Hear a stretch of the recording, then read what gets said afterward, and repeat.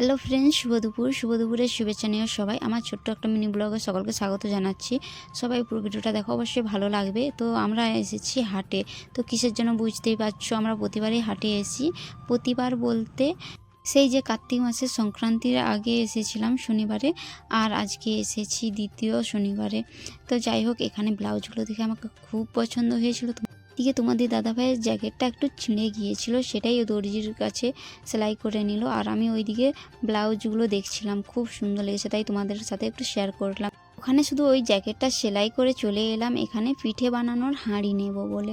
তোমাদের দাদাভাই প্রচণ্ড পিঠে খেতে পছন্দ করে, সেই জন্য তোমাদের দাদাভাই আগের দিকে এসেছে হাঁড়ি কিনতে।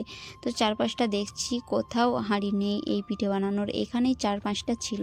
তাই তোমাদের দাদাভাইকে একটু ভিডিও করেছিলাম, আর আমাকে হাসি পাচ্ছিল, সবাই আমার দিকে তাকাচ্ছিল ভিডিও করছিলাম বলে।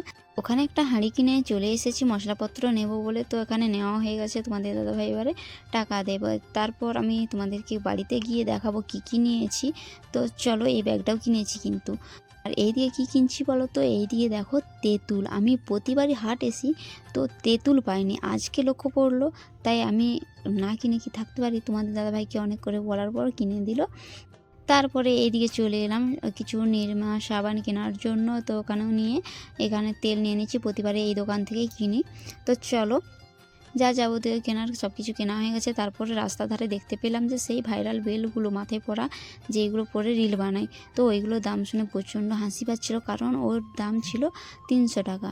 এই দোকানটাতে ঢুকেছিলাম একটা জিনিস নিয়ে, তো চলে এলাম। তারপরে গরম গরম চপ পেঁয়াজি ভাজা হচ্ছে, সেই জন্য তোমাদের দাদাভাই চপ আর পেঁয়াজি কিনে খাচ্ছিল, আর আমিও একটা খাচ্ছিলাম। বন্ধুরা, আমরা হাট থেকে চলে এসেছি। তো কী কিনে এসেছি তোমাদেরকে সেটা দেখাবো।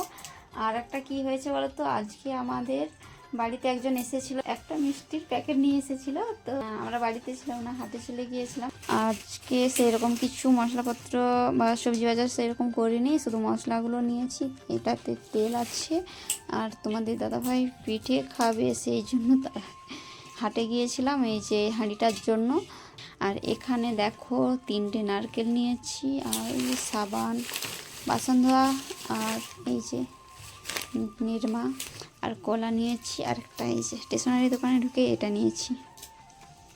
দেখো এই যে মিষ্টির প্যাকেটটা নিয়ে এসেছে, এইখানে বেটু বসে। আর তোমাদের দাদাভাই এখানে বাদাম ছাড়াতে লেগে গেছে এসেই।